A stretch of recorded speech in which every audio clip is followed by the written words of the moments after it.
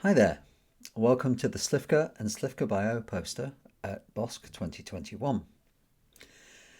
Slivka is a lightweight, unopinionated framework for executables as web services, and Slivka-bio is Slivka applied to bioinformatics. It's been developed by Mateusz Worovny, ably assisted by Stuart McGowan, Jeff Barton, and myself, Jim Procter. We're all based in the Barton Group at the University of Dundee in Scotland. Slivka-bio is Jalview's new web services stack. Jalview users can access a range of third-party bioinformatics tools via the UI, and we've been developing a series of web service frameworks over the years to make this happen.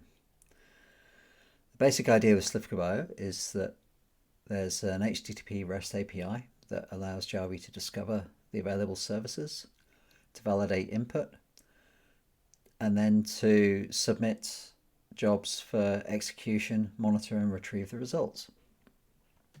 And the aims for Slivka-bio are that it should be scalable. We've got 2,000 plus users launching Jalview every day. It should be easy to configure, add new services, and also easy to install locally for Jalview power users. This is all under the auspices of the Dundee Resource for Sequence Analysis and Structure Prediction, which is an Elixir UK resource funded by the Biotechnology and Biological Sciences Research Council of the UKRI.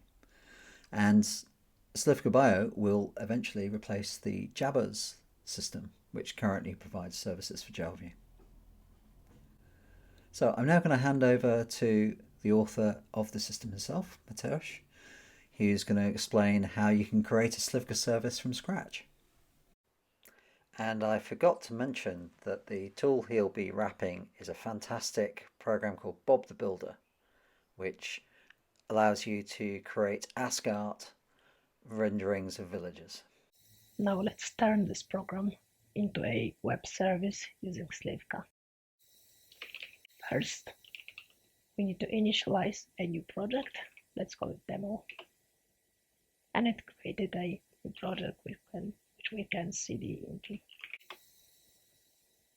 We create new service by adding a service YAML file into the services directory. Let's start with an empty file and explain each part as we populate it. At the top of the file, we can specify some metadata, such as version, name of the service description, its author, current version, license, and the list of classifiers. The classifiers can help software identify the topics and categories that the service falls into. The service metadata is followed by the command that will be run. Next, we define the list of arguments that our program can take. Each argument in this collection acts as a template in which the actual value will be substituted for the placeholder. As you can see, if you're dealing with multiple values for the parameter, you can specify the character used to join the parameter, or if the parameter is a file, you can make it create a symlink to this file. The arguments not meant to be modifiable by the user can be given default values here. Next, we must map the command line arguments as input parameters to our web service.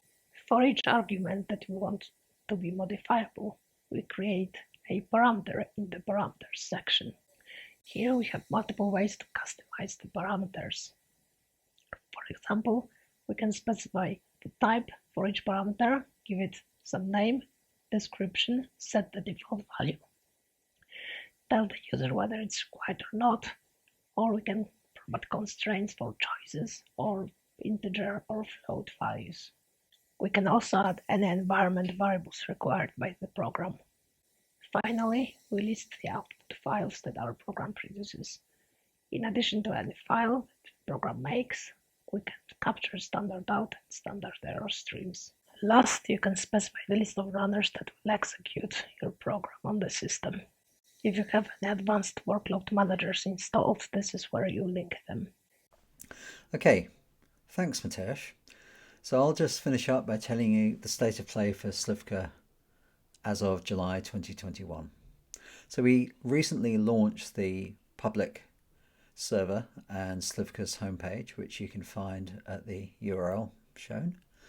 And this provides you a status page for Slivka-bio services, and you can also run some of the services, or all the services, via a very simple web interface.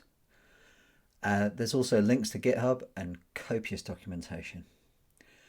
You can install Slivka via its Anaconda channel, which provides the packages and also an environment for installing Slivka-bio. You can also install the Slivka client Python library, and this provides a very basic command line interface. And also in development is the Slivka client library for Java, and this is already integrated into JavaView's next major release, which is JavaView 2.12.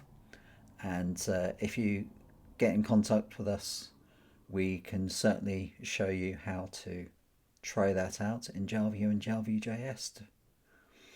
Okay, that's all, folks. Find out more at Slivka's homepage, and you can also get in contact with me and the rest of the JavaView team over at discourse.javaview.org. See ya.